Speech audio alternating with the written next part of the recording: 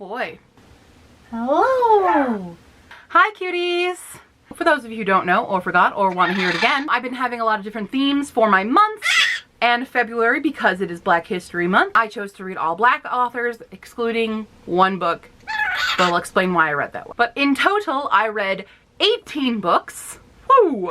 17 of those were Black authors. Only one was not a Black author. Just to go over some fun stats with you. So in February, I read 6,430 pages and 111 hours of audiobooks. Wowza. I read a lot this last month. I did read quite a few different genres. I read 5 fantasy books, 4 science fiction books, 6 contemporaries because it was Contemporary-a-thon, 2 nonfiction, and 1 superhero. I don't really know what to classify superhero books as. Are they science fiction? I don't know. Let's get into the book. The very first book I read was a sequel to a book I read last year, and I was really excited for it. And I feel like it had a very soft drop. Like I didn't hear people going nuts over it. But you want to say what it was? Can you say Children of Virtue and Vengeance by Tomi Adeyemi? That's right. This is a sequel to A Children of Blood and Bone. It was amazing. I realized that I have a type, and his name is Rowan, or really just any rugged mercenary. That's my type, apparently. This was so stressful. There were several points. I almost threw the book. Tomi Adeyemi falls into a category with Leigh Bardugo of giving me new characters to love and then taking them away from me. Not cool. But I did love this. Oh my god, the cliffhanger at the end of this. What is happening? Oh my god, my babies. I don't know what to do. I don't know how I can wait for the next one. When's the next one? It doesn't even have a title. I did give this one 5 out of 5 stars. It's great.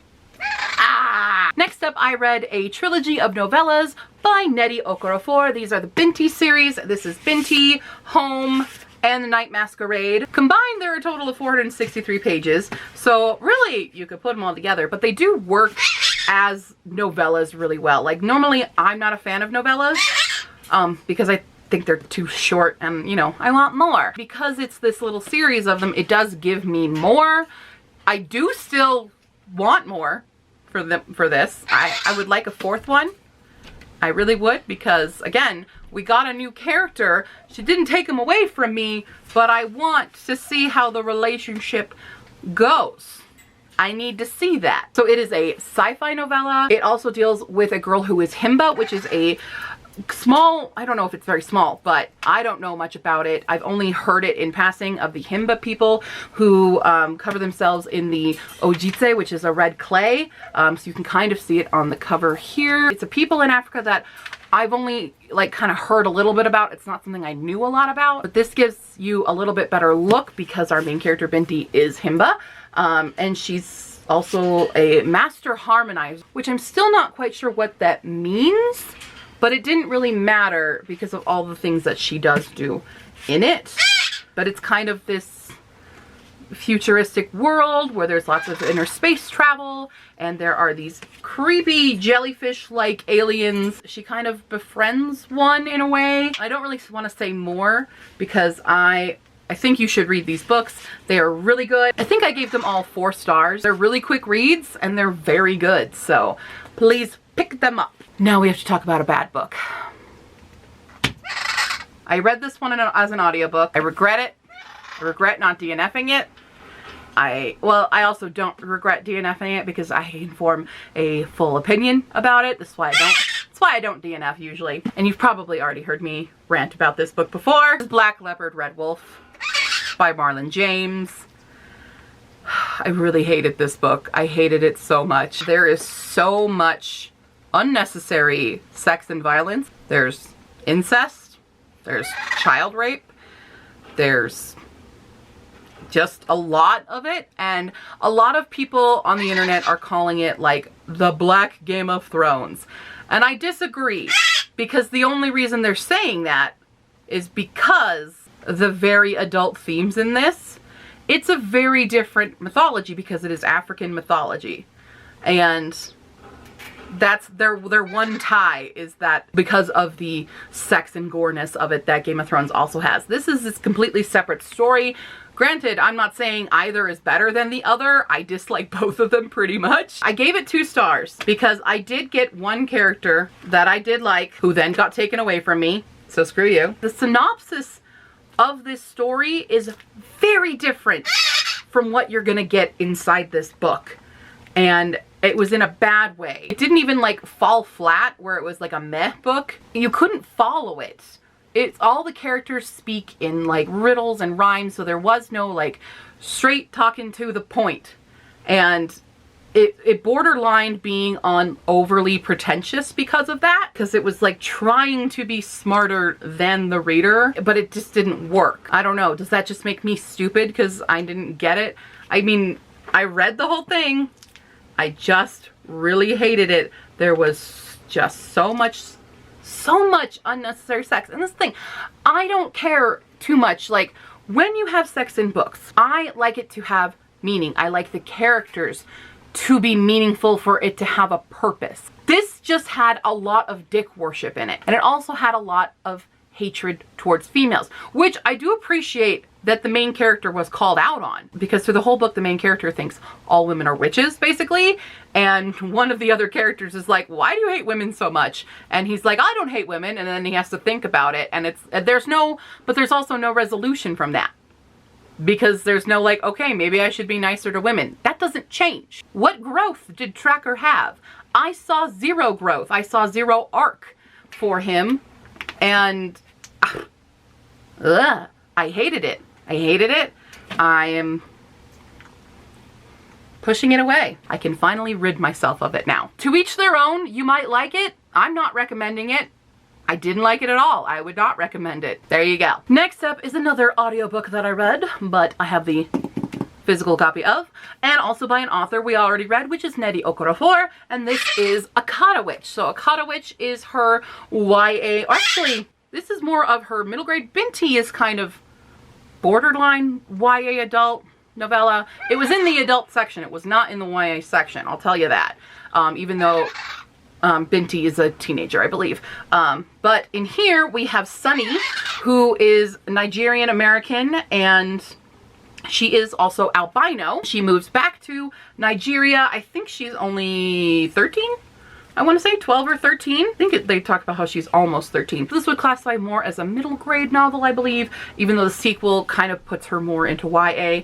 I didn't get to the sequel this month. I did get to it in March. This was very good as well. I really just like Nnedi Okorafor's writing style. I think she's very good about it. I think she's really insightful, especially for like how Sunny's thought process is dealing with the prejudice of both sides. Of now she was a Black American and now she's in Nigeria, but she's white because she's not only just American, she's also albino. There's just no right place for her to fit, but she also discovers that she is a leopard person, and leopard people are special. She's kind of a reincarnation of this very old spirit, has kind of special abilities. She learns some magic. The reason I like this so much is because she gets this textbook, because she's also a free agent. So most leopard people get their leopard personness from a relative or bloodline, and Sunny doesn't have that she knows of.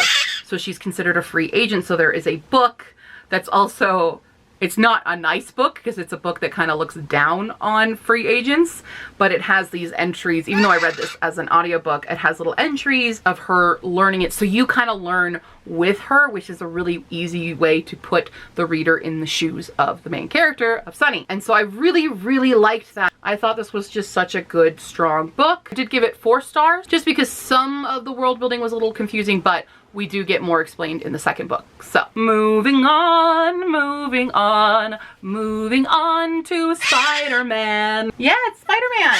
Do you like Spider-Man? So this is Miles Morales' Spider-Man by Jason Reynolds. I'm gonna be real, I still have not seen Into the Spider-Verse. I just can't sit and watch a movie anymore. I can sit and read a book, but apparently not a movie. I think I gave this 3.5 because I do think you have to have seen Into the Spider-Verse to know some of the backstory. I think, because there was backstory here that I did not get, but I think was referred to in Into the Spider-Verse. I don't know. It could be completely separate from it, but there were some confusing points that I'm like, this canon was probably established in some other form of media, whether it be the actual comics for Miles Morales or Into the Spider-Verse. This is my first real introduction to Miles Morales, or really any Spider-Man, because I don't really read comics. Anyway, I did enjoy it. I didn't think it was like super amazing, and sometimes I got a little frustrated, especially with his best friend, Ganke. I don't know if I'm saying the name right. It's his Korean best friend, who frustrated the hell out of me because at every opportunity he kind of wanted to exploit his best friend's superpowers. And I was kind of mad that Miles never did anything about that. He didn't confront him about it because, like, this is a big secret. Why are you making him play basketball for money now? Why are you doing that? Because it doesn't end well for anyone every time. That was kind of the thing that took away a star for me. Overall, though, I did think it was very good. I do want to watch Into the Spider-Verse and see if this connects at all. I just need a time to do that. And I don't usually have those times because I'm spending it reading books. But if you are more of a superhero person, if you like Spider-Man and you want to learn more about Miles Morales as Spider-Man, definitely check this one out. I am spending way too much time talking about stuff. So the next books I'm only going to briefly go over because I did talk about them more during Contemporary-a-thon. So you can go check out my Contemporary-a-thon vlog. It is like an hour long, so you can see it more there. But the first book in Contemporary-a-thon that I read and finished was an audiobook of Opposite of Always by Justin A. Reynolds. We had two Reynolds in a row. Jason Reynolds, Justin Reynolds. I thought I was really going to mess that one up. This one as well, I had some problems with it, especially because this one involves time travel. There was no explanation for this time travel. Also, no resolution to that. The fourth time he time travels, he is like, the main character here is the absolute worst version of himself, and the girl, and all the girls in here are like too perfect. There's no flaw to them.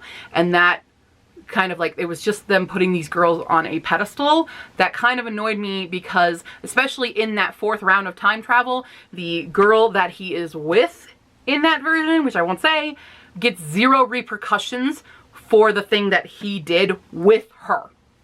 Is that cryptic enough for you? You guys can probably guess what it is. Our main character falls desperately in love, kind of insta-lovey, not completely though, with this character who, right in the beginning, it's not a spoiler, it's in the synopsis, dies. She dies, he gets sent back in time, and he thinks it's his job to save her. And each time he tries different tactics to try and save her, so he goes back a bunch of times, and it's that story to see, can he save her? Will he save her? I gave this 3 stars because there was no explanation for the time travel. I thought this could have ended better. I thought that this ending didn't actually work. I think it was kind of an ending just to please the readers more than what actually would satisfy the readers, because I felt like this story was more about his growth rather than the plot that it gave, and it didn't end on that. So that's my critique of it. Check it out if you're interested in that kind of thing. It's a middle one for me. It's a meh. Might keep it, might not kind of book. The next book I liked a lot, and that is a new release this year, which is A Love-Hate Thing by Whitney D. Grandison. It did take me a bit to get into this, but once I was really into it and kind of seeing how the character arcs were going to work out, I thoroughly enjoyed this one. I did give it 4.5 out of 5 stars, I believe, but it deals with a character who was shot, has no one, and he's taken in by Nandy's family, and they're a very different family. They live in a very high-class neighborhood, and so there's a lot of clashing of cultures and personality types, and of course, kind of this friends to strangers to rivals to friends to lovers. It's this really big topsy-turvy world. There were a few points in it where I got kind of annoyed. There didn't seem to be a reason for some conflict. It just kind of happened just for the sake of conflict. That's why it lost half a star from me. Overall, I really did like this a lot. Things that you think would normally happen in a basic YA story, especially a contemporary romance, didn't happen.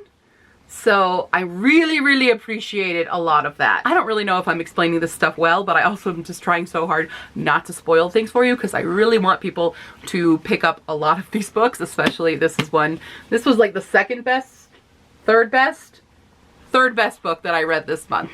Now that I'm looking at this stack going. Check out A Love-Hate Thing. I think it was very fun, especially if you want a meaningful contemporary, also with that side of fun romance. Next up is a book I do not physically own. I do want to get a copy of it because I really enjoyed it, but that is A Princess in Theory by Alyssa Cole. This is the first of the Reluctant Royals series. I don't know how many books she's going to be making of this. I know there are 3 out. Possibly, I think there's 3. I know there's 2 on my Libby app. The 3rd one hasn't hit that yet, so I don't know if it just came out or what. But this one is A Princess in Theory. If you have ever seen the movie Coming to America, that is what this reminded me of. And even better, because we have a very realistic main female character, and her reactions to a lot of things are like so on point with how, like, if I was in this situation, this is how I would react. Granted, this one does get a little steamy. However, it worked. It fit the storyline. It was not unnecessary. It made sense. So this book did get 4 out of 5 stars from me. It's very quick, a great audiobook. One of those where you want to really just, you know, read it the whole way through. It's that fun, but it did give me serious Coming to America vibes, which is a great old movie that I have loved for a long time. So next up we read Midnight Without a Moon by Linda Williams Jackson. This one was for Contemporary-a-thon, but it was set in 1955. I still consider that contemporary.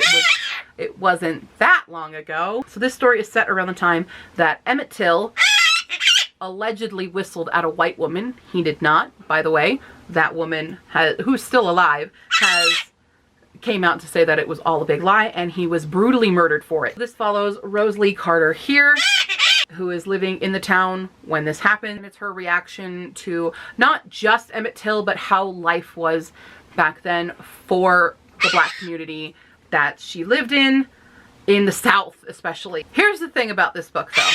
It's an important story. I just didn't like some of the execution of it. This is a middle grade novel. I assume my middle grade readers might even read this in school. What I didn't like, there is no like historical note at the end of the book for those middle grade readers to understand who was Emmett Till and why this happened and the aftermath of this. I kind of would have liked that, because if I were a teacher here and I had my students read this, I would like a little bit more clarification and info, especially because it doesn't show in this case the truth about it and how he didn't do anything.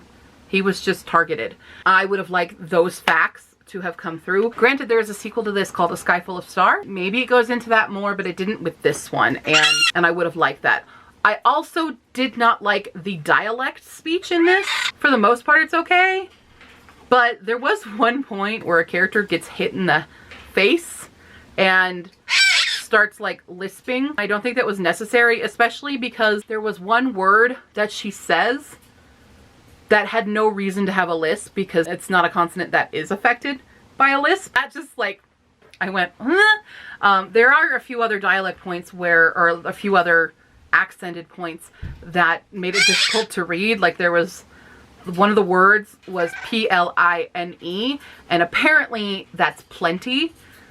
And it wasn't made clear until, because that was in a written note, it wasn't made clear until the main character reads the entire note again. And so I would have done a little bit without some of the accented dialogue. Probably would have helped my attention a little bit more, because I really had to stop those points and try to decipher what the character was actually saying. But overall, I did give this 3 out of 5 stars. I don't know if I will read the sequel or not. It's not high up on priority just because it didn't grip me as much as I had wanted it to. Next up was another audiobook that I don't own, but that is Monday's Not Coming by Tiffany D. Jackson. Oh boy, was this book a wild ride. I did not see that twist coming, except I did get spoiled a little bit about it. But if I had not been spoiled, I definitely would have been much more shocked about it. I gave this book 4 out of 5 stars. It is a very sad book. and it's very emotional. But we have our main character, Claudia, whose best friend goes missing, and no one seems to want to help her figure out why that is. It goes on this kind of wild goose chase with Claudia just trying to figure out where her best friend is, and it is a pretty shocking twist and even more shocking result. I don't want to say any more about this because I did talk about it a bit more in Contemporary-a-thon. It's really good. I really liked it. If I get my hands on a physical copy, I'm definitely going to be putting it on my shelf. And the last book I read for the Contemporary-a-thon was Slay by Brittany Morris. This was released last year. It involves a very smart girl who has created her own online video game, which, is it an MMORPG? I don't know video game terms. Also, by the way, but this is her story because it's a secret that she is running this. She also has a boyfriend who is all about Black history, and her entire video game involves everything about Black culture as well. But she does not tell him. She doesn't tell anyone. It's between her and one of her moderators. She doesn't even know his real name, but a boy is killed over the game in real life. Ooh, baby boy, you almost fell. Honey, you okay? Okay? You gotta calm down. You right? You don't have balance right now, honey. You gotta chill out. That then throws the game into the spotlight of the world, and kind of chaos ensues into her life. I thought this was really, really good. I gave it 4 out of 5 stars. I was glad I was right about the twist in this. I took away 1 star because I wanted to see more interaction with our main character with the media. I would have liked to see how that would have been handled. But overall, a fantastic book. So fun story. But camera died. Samwise got his meds, so he's acting a little weird now. Like that noise. Yeah, that noise. That's a weird noise. That's not a normal Samwise noise. Why do you keep making that noise? You're a weirdo. I love you. Hello. Hello. Can't do it? Okay. Thanks. Anyway, where did we leave off? It's been several hours now, just FYI, because both my batteries died.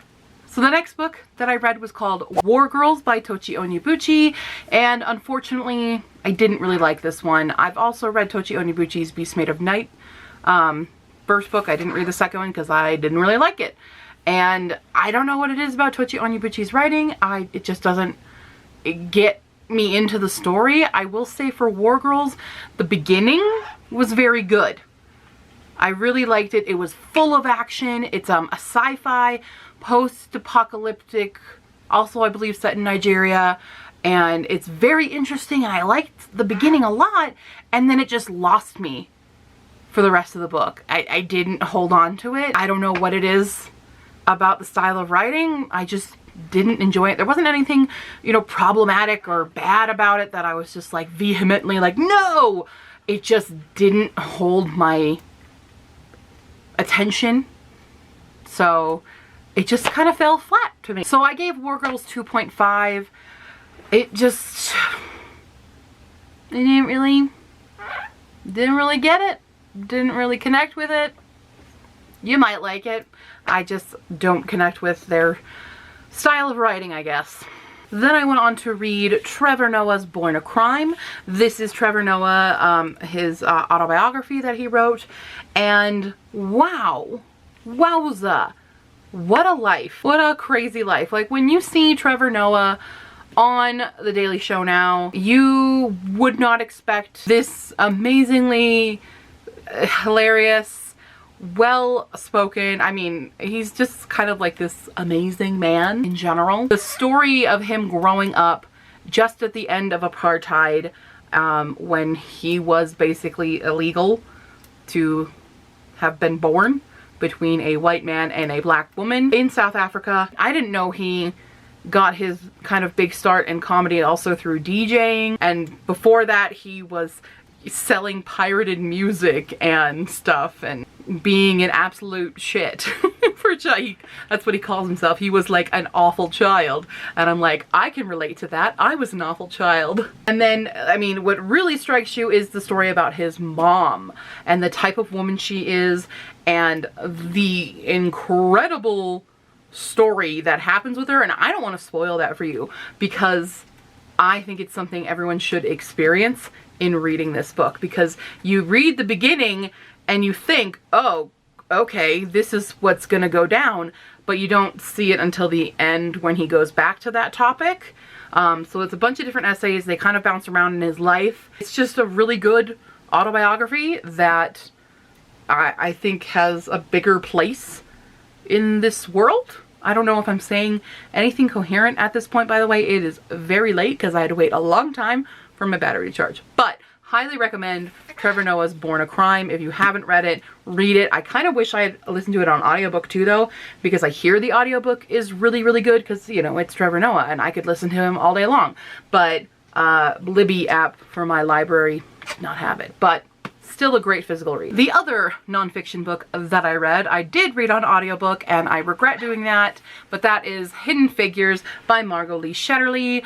Obviously, I loved the movie and I was kind of expecting this to be similar to that. It's not. It is much more factual biography, less so the storytelling that we see in Hidden Figures. And I don't know why I thought it would be that, because obviously this book came out before the movie, and the movie is an adaptation of the story of the true lives of the women of Hidden Figures. That was a lot of ofs. I mean, it's good, it's factual, it's just I don't read this type of book. It felt very much like a textbook to me, which I don't like reading textbooks. I've never liked reading textbooks, and listening to it was a lot more dates, facts, and less so of the life story of the women that we see in the movie, which I loved. Amazing what they did. It's amazing what they lived through and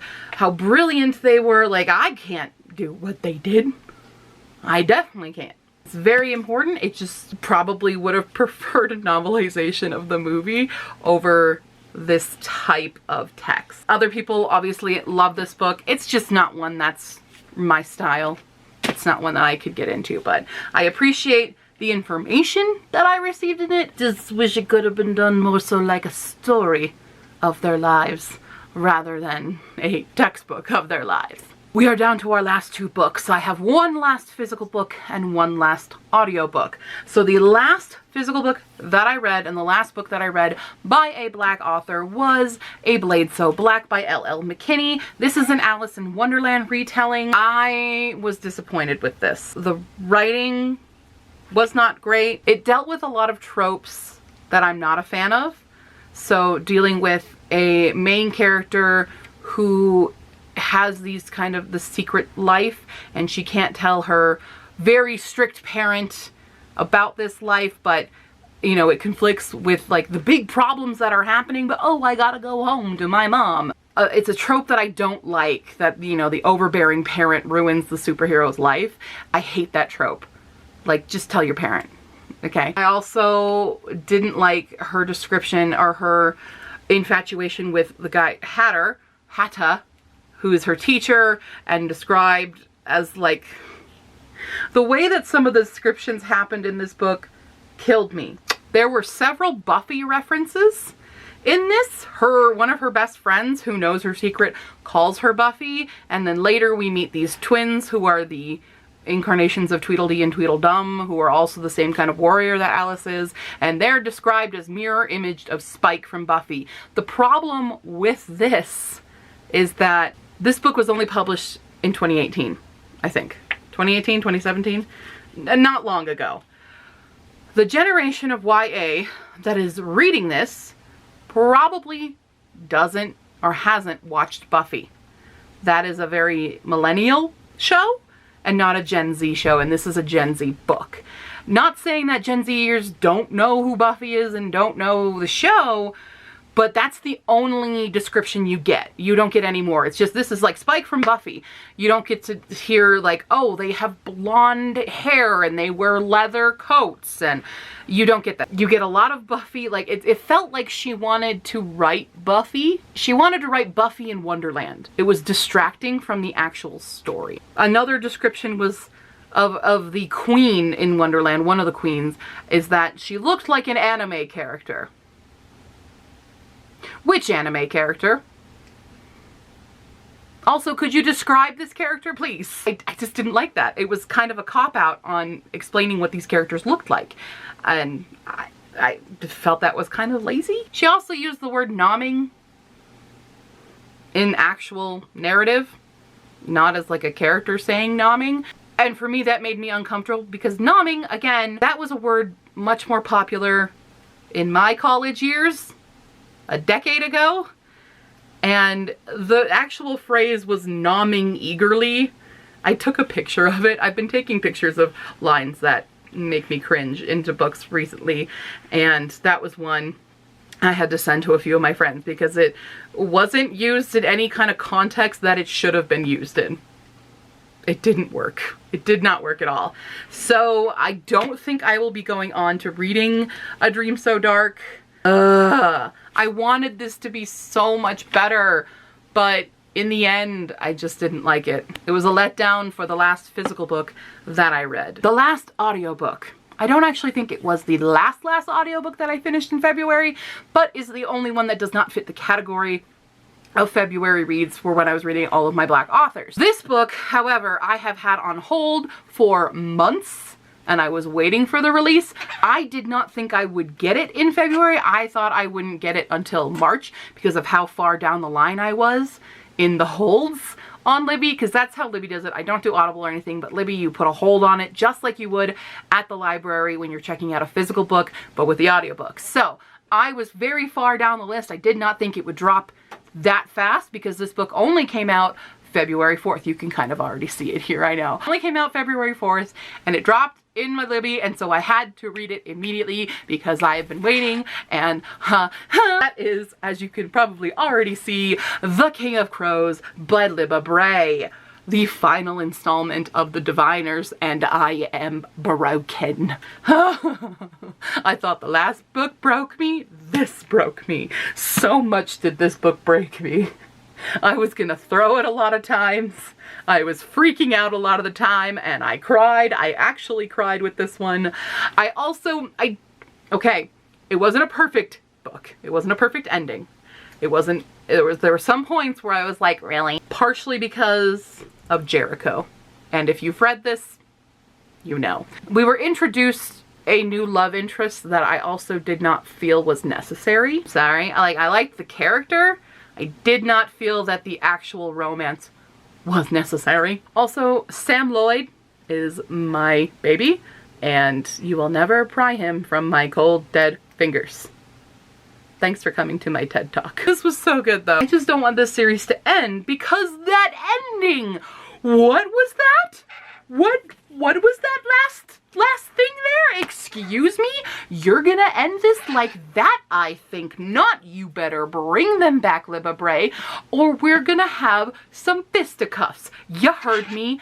Fisticuffs are happening. Give me more of Sam, please. And other characters too, but mostly Sam and Theta. Those are probably my top two favorite characters in this whole book, is Sam and Theta. Also, I had one more problem that I kind of want to voice, and that is with Ling. I loved that we got an ace character in Layer of Dreams. We got Ling. Ling also has a lesbian relationship while being ace and disabled. And I don't think this was intentional. I don't think this is the way it's supposed to be read, but there were points, especially in this book, between Ling and Alma's relationship that irked me a little wrong. Because Ling is disabled, she had infantile paralysis, so she can't really walk well. She has these crutches that she walks on, and that puts a barrier between her and Alma having a physical relationship. And in the first books, it felt like Ling was ace because she's ace, and it wasn't connected to her disability. In this one, it feels more so like Ling blames her aceness on her disability. So if the character itself didn't have this disability, would she still remain ace? And I don't know. I hope that's true because I like having ace representation. Those are my people. And I don't know if that was intended. It was just something that I chewed on for a while. I haven't come up with a conclusion. If you read this book, let me know what you think about that portrayal. I think Libba Bray is an amazing writer, so she probably didn't intend that. She's so good about diversity and showcasing these. The whole point, I think, of the Diviners, aside from just being an epic story, is showcasing minorities and parts of history that we don't really see, especially in America and our very white-centric history textbooks. And this showed a lot of other minorities during the 1920s, a lot of stuff that I didn't even know about. Libba Bray does an excellent job researching those and showcasing them in a very conducive way that flows within the story. I can go on for hours talking about how much I love the Diviners and how much you should read the Diviners. I know they're intimidating because they're very big, but the audiobooks are so good. They are amazing. I forget the name of the narrator of them, but she is amazing. She does such crazy voices for all these characters that it feels like it's a full cast and not just one person doing all of these voices. But definitely read King of Crows, read the entire Diviner series if you haven't. For other people, one of the main characters, her name is Evie. She can get annoying, but stick with her, all right? Stick with Evie. She has become one of my favorite characters. I hated her at first, but I thoroughly love Evie throughout this entire series. So she is one character that can grate on people's nerves because she is kind of little, she's not little, she's pampered a bit, but not really.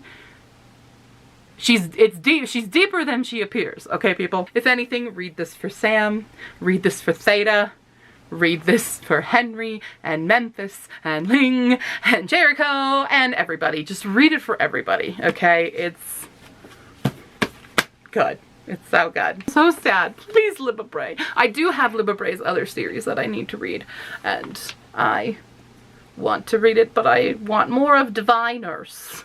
Please give me more Diviners. There you have it. We did it. Oh, you are sleepy, baby. He's so sleepy. You can go to bed. You can go to bed, honey. You don't have to stay out. Giving him his medicine was a very interesting experience. He did not like it. He took his meds, but he did not like it, right? Oh, baby. Okay. He's gonna go to bed now. I'm gonna stop filming and crying about books, but those are my February reads. Let me know if you've read any of them. What are your thoughts? If you're gonna put any of those on your TBR. I feel pretty good about how many books I've read so far this year into my whole 200 book goal. I'm currently I'm into my 6th book in March for March of the Indies, and it's been an interesting start to March of the Indies. I will see you guys all next time. Don't forget to go check out my Ko-fi link, which you can get some commissions done for me. So one of the commissions you can get on my Ko-fi is a vlog shout out. So right now I'm going to shout out Tamara Woods. Tamara is a cozy mystery author and author tuber. I will link her channel in the description. Go check her out. Thank you so much for supporting me and supporting Samwise and helping me with his vet bills, as you can see.